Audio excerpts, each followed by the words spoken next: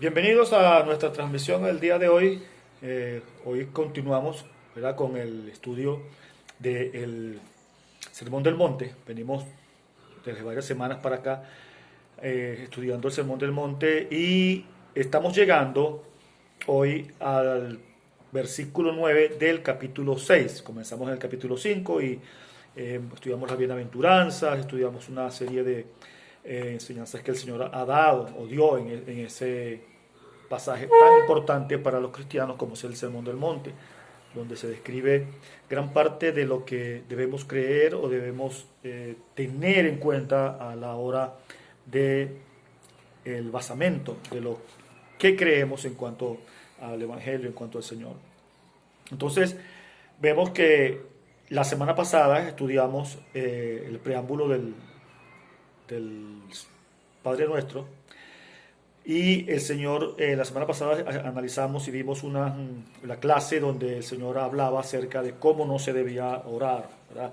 Y daba instrucciones a los oyentes de cómo deben hacerlo en cuanto al sitio, en cuanto a la forma, en cuanto a no usar vanas palabrerías, ¿verdad? Y comenzamos entonces hoy con nuestro estudio de el cómo sí debemos orar. Porque recordemos que el Señor les llamó la atención a los oyentes acerca de qué no debían hacer y les dijo, más vosotros oraréis así, ¿verdad? Y Mateo 6:9, la primera parte de ese versículo dice, vosotros pues oraréis así, Padre nuestro que estás en los cielos. Allí comienza el Señor a enseñar a orar a sus discípulos, ¿verdad? Comienza Jesús a dar sus instrucciones de cómo orar. Y Él lo hace y Él comienza con una oración, con una expresión imperativa, ¿verdad? Él dice, Él ordena, vosotros pues oraréis así. O sea, de esta manera, así, de esta forma lo vas a hacer. No como nosotros pensemos, no como pensemos que debemos hacerlo, no, no, no. El Señor les dice, es así. Vosotros pues oraréis así. Es lo que quiere el énfasis de la expresión. ¿Ok? Entonces el Señor manda a que nosotros debemos orar así. ¿Cómo así? Exactamente como Él va a comenzar a enseñar, ¿verdad? Y Él acababa de terminar de criticar la forma de orar de dos grupos de personas que estaban allí, o de dos grupos de personas que oraban y que tenían diferentes características. Y él los llamó a unos hipócritas. Y cuando él estaba dirigiéndose a ese grupo, diciéndole hipócritas, estaba dirigiéndose era a los maestros de la ley, a los judíos, a quienes conocían de cómo debía orarse, mas lo estaban haciendo de una forma que no era. Por eso él les llama hipócritas. Y el otro grupo eran los gentiles, que no tenían la información necesaria de cómo orar, y entonces por eso recurrían a las vanas palabrerías y a una serie de prácticas que el Señor estaba rechazando en ese momento y estaba diciéndoles que no debían utilizar, ¿verdad? Entonces él cuestiona la oración que ellos conocían, que en ese momento ellos estaban practicando. Entonces él dice, ¿verdad?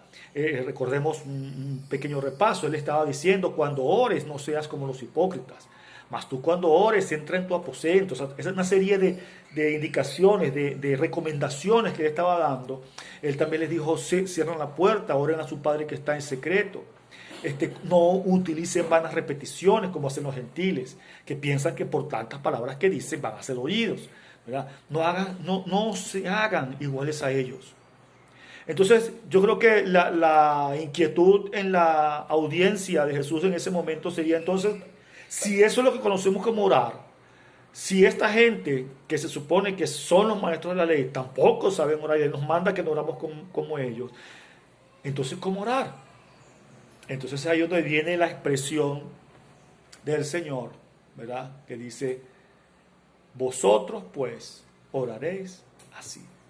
Entonces Jesús llega y le dice esas palabras. Y comienza Jesús dejando bien claro lo siguiente.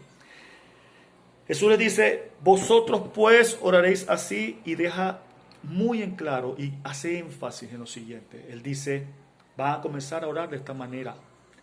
Padre nuestro que estás en los cielos. Primeramente quiero detenerme en la expresión Padre nuestro. Normalmente en nuestra sociedad podemos ver como algo ordinario el hecho de decir Padre. Pero resulta que, y recordemos esto, que para estudiar la palabra tenemos que ubicarnos en el contexto, en el espacio, analizar la cultura de donde se dijo aquello. Y vemos que en la cultura judía la paternidad era algo muy importante. Y de hecho en la palabra, la relación padre-hijo es algo muy importante, algo que determina unas características, que le da características especiales a quienes mantienen esa relación. Era el padre quien daba la semilla del linaje, el que transmitía esa semilla del linaje. Era el padre el sacerdote de la casa. Era el padre el encargado de enseñar la ley en los primeros años de vida de los hijos.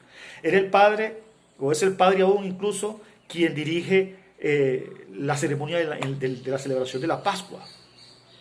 O sea, el padre tenía una responsabilidad enorme en la familia en cuanto a su formación espiritual.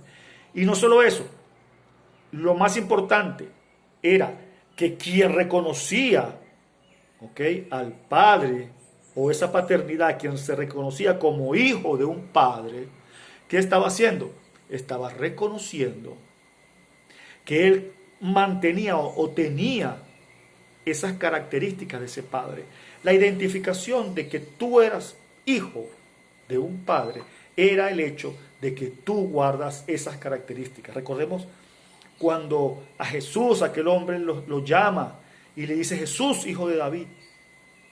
¿Verdad? Él estaba reconociendo una paternidad genealógica. ¿Cómo se le llama a Abraham? Padre Abraham. ¿Verdad?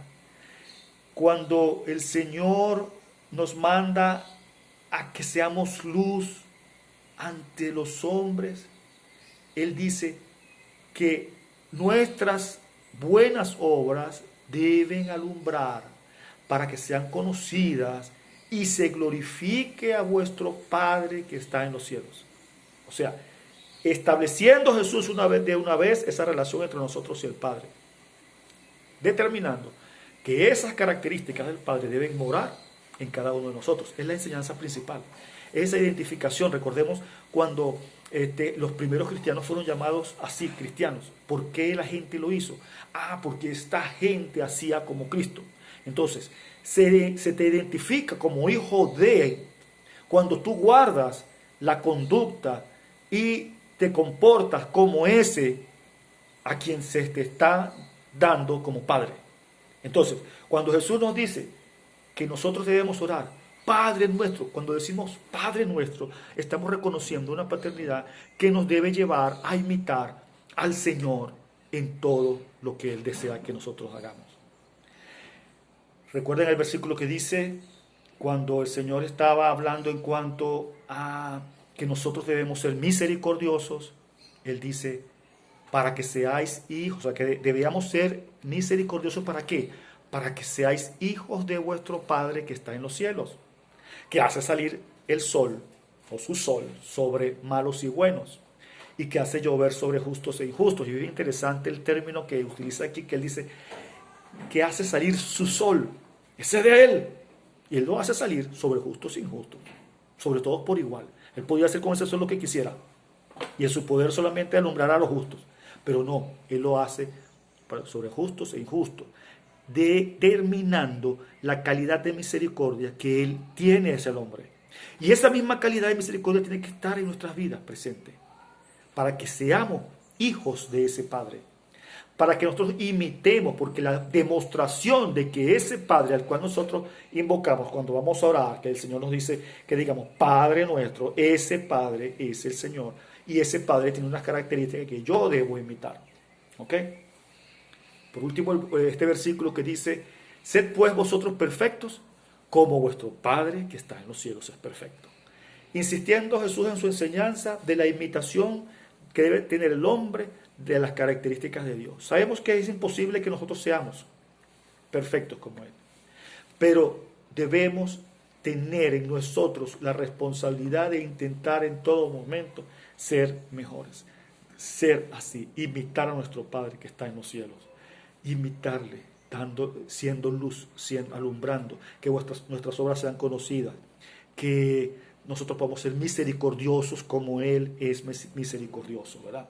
Entonces es el hecho de un compromiso de vivir de acuerdo a las características del Padre.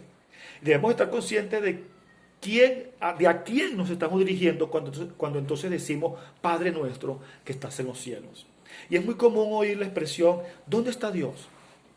Principalmente cuando hay sucesos muy complicados, cuando hay problemas. ¿Dónde está Dios? Y preguntamos y nos cuestionamos, ¿dónde está Dios? ¿Verdad?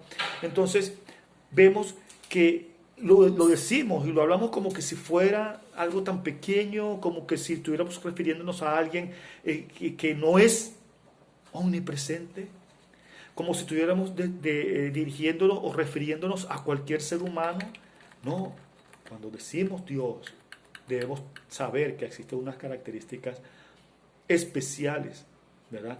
Y fíjense que Primera de Reyes 8:27 dice, ahora pues, oh Jehová, Dios de Israel, cúmplase la palabra que dijiste a tu siervo David, mi padre. Este es Salomón hablando cuando estaba dedicando el templo.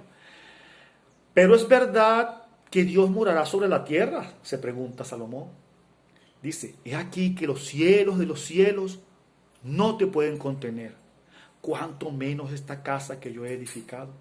Con todo, tú atenderás a la oración de tu siervo y a su plegaria.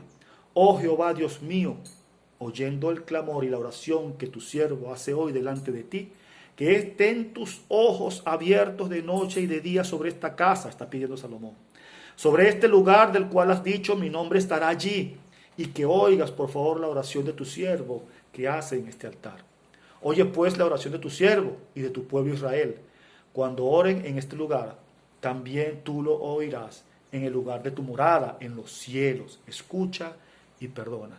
Salomón reconociendo, ¿verdad?, esa morada celestial y ese lugar donde está Dios. Ahora, ¿será que Dios solamente está en el cielo allá lejano? No, Él lo llena todo, es un Dios infinito, un Dios omnipresente, un Dios que en su plenitud ocupa todo. Salmo 24:1, de Jehová es la tierra y su plenitud, el mundo y los que en él habitan, de él es todo. Salmo 50:12, si yo tuviese hambre, no te lo diría a ti, porque mío es el mundo y su plenitud, dice el Señor. Salmo 89:11 dice, tuyos son los cielos, tuya también la tierra, el mundo y su plenitud. Tú lo fundaste. ¿Ok? Dimensionemos es eso, la grandeza de ese Dios que llena todo, que es pleno. ¿Ok? Y fíjense, vamos a leer unos versículos, varias porciones, que quiero que presten mucha atención y cuando las esté leyendo, oigan y vayan imaginándose o tratando de imaginarse lo que el escritor, cada escritor, porque son varios escritores, tenemos a Daniel, a Ezequiel, a Juan, quiso decir o que quiso expresar. Porque ellos estaban en este momento viendo algo que era difícil para ellos de escribir. Y yo lo voy a comenzar a leer y usted vaya oyendo e imaginándose la escena, pintando el cuadro. Daniel 7:9-10 dice, estuve mirando hasta que fueron puestos unos tronos y se sentó un anciano de días. Su vestido era blanco como la nieve, el pelo de su cabeza como lana limpia. Su trono llama de fuego y fuego ardiente las ruedas del mismo. Un río de fuego procedía y salía delante de él. Miles de miles lo servían. Millones de millones estaban delante de él. El juez se sentó y los libros fueron abiertos. Juan, en Apocalipsis, al hablar de la ciudad santa y de la presencia del Señor allí, dice, la ciudad no tiene necesidad de sol ni luna que brillen en ella, porque la gloria de Dios la ilumina y el Cordero es su lumbrera. Ezequiel 1 dice, fíjense describiendo Ezequiel 4 seres vivientes que rodeaban el trono donde estaba el Señor. Dice, fíjense las características que él está diciendo, viento impetuoso, gran nube, fuego envolvente, un resplandor, en medio del fuego algo que parecía como bronce refulgente, en medio de ella una figura de 4 seres vivientes. Y dice, y el sonido de sus alas cuando andaban era como sonido de muchas aguas, como la voz del Omnipotente, como un ruido de muchedumbres, como el ruido de un ejército. Y sobre la expansión que había sobre sus cabezas se veía la figura de un trono que parecía de piedra de zafiro. Y sobre la figura del trono había una semejanza que parecía un hombre sentado sobre él. Y vi apariencia como de bronce refulgente, como apariencia de fuego dentro de ella en derredor. Desde el aspecto de sus lomos hacia arriba y desde sus lomos hacia abajo, vi que parecía como fuego y que tenía un resplandor alrededor. Como aparece el arco iris que está en las nubes cuando llueve, así era el parecer del resplandor alrededor. Esta fue la visión de la semejanza de la gloria de Jehová. Y cuando yo la vi, me postré sobre mi rostro y oí la voz de uno que me hablaba. Juan en Apocalipsis describe el cielo de esta manera, el sitio donde estuvo en el cielo. Y al instante yo estaba en el espíritu y era aquí un trono establecido en el cielo y en el trono uno sentado. Y el aspecto del que estaba sentado era semejante a piedra de jaspe y de cordalina. Había alrededor un trono de arcoíris, semejante en aspecto a la esmeralda. Y alrededor del trono había 24 tronos, y vi sentado en los tronos a 24 ancianos vestidos de ropas blancas, con coronas de oro en su cabeza. Y del trono salían relámpagos y truenos y voces, y delante del trono ardían 7 lámparas de fuego, las cuales son los 7 espíritus de Dios. Y delante del trono había un mar de vidrio semejante al cristal, y junto al trono y alrededor del trono 4 seres vivientes llenos de ojos delante y detrás, los mismos seres vivientes que vio Ezequiel allá, ¿verdad? Entonces veamos lo siguiente. Fíjense todo lo que yo he descrito. Veamos todo lo que hemos leído. Podemos fijarnos en la magnitud de a quién estamos orando. Ese Padre que estamos invocando, que está en el cielo, esto fue lo que vieron estos hombres que tuvieron la oportunidad de ir y ver. Dice uno de ellos que sus caderas se pusieron como agua y sus rodillas pegaban unas contra la otra, ¿verdad? A este Dios en todo su esplendor es a quien nos vamos a dirigir cuando decimos Padre nuestro que estás en los cielos. Esos cielos donde está ese Padre son los que están describiendo estos hombres allí. Vean la magnitud, no es cualquier cosa. Ahora bien, por el hecho de que ese Padre nuestro, inmenso, majestuoso, poderoso, bellísimo, que está en los cielos, no quiere decir que ese Padre esté lejano, que ese Padre esté ausente. No, Señor. Y ahí lo glorioso y lo tremendo. Y por eso el Señor Jesús les dice a sus oyentes, ¿verdad? Ustedes van a orar de esta manera porque Él conoce lo que debemos hacer. Entonces, y Él nos dice, Padre nuestro que estás en los cielos, o sea, en esa magnitud, ¿verdad? Y fíjense lo siguiente, Salmo 11:4 dice, Jehová está en su santo templo. Jehová tiene en el cielo su trono. Sus ojos ven, sus párpados examinan a los hijos de los hombres. Qué tremendo. Ese Dios majestuoso que está allá en los cielos está pendiente de ti y de mí. Está con sus párpados, con sus ojos examinando a todos los hijos de los hombres.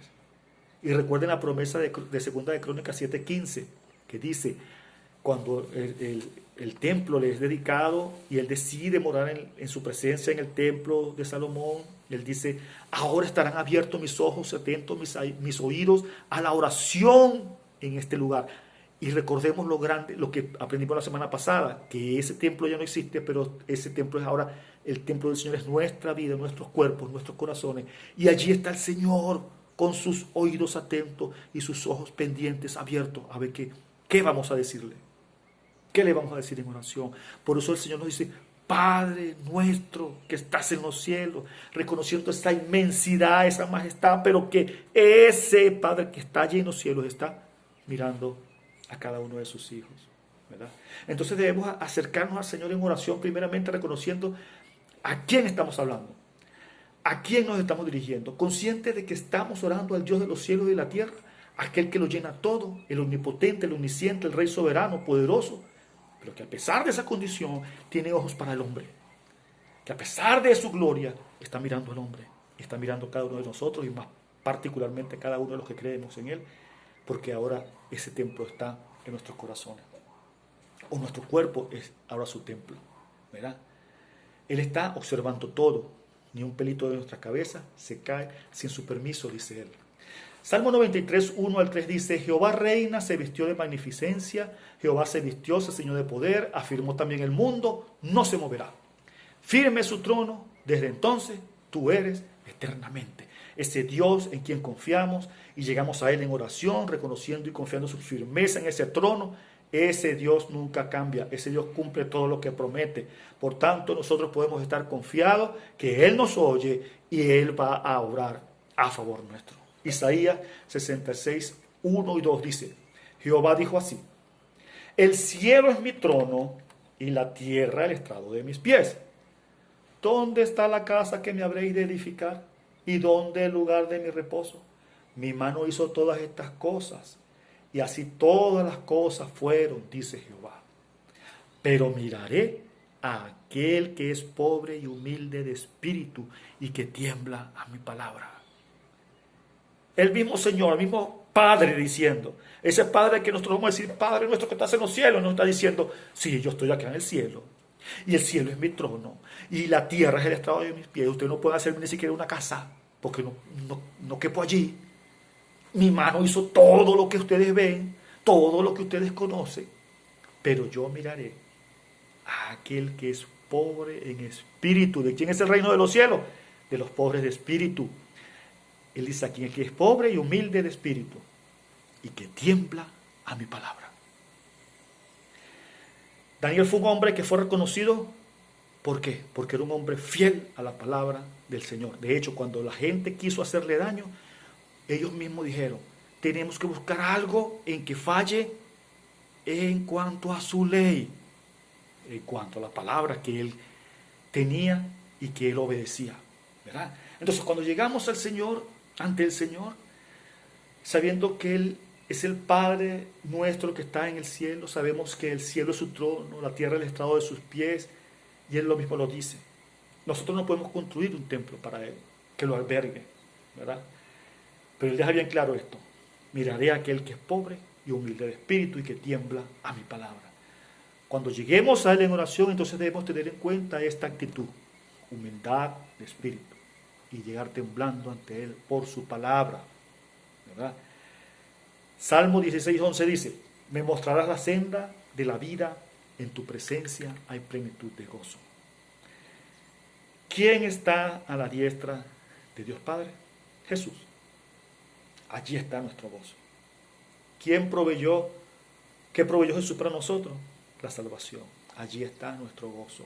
El gozo en que se alegraba Habacuc en su salvación, a pesar de lo que estuviera pasando, en Jesús, quien está a la diestra del Padre. Allí debe estar nuestro gozo. Allí encontramos plenitud de gozo. Mientras transitamos por la senda de esta vida, a través de Jesús podemos experimentar ese gozo. Y llegamos a través de Jesús confiadamente a nuestro Padre que está en el cielo. Pero que está en el cielo, y reconocemos que está allí, pero está pendiente sus ojos de sus hijos, pendiente de aquel que es pobre y humilde de espíritu y que tiembla a su palabra.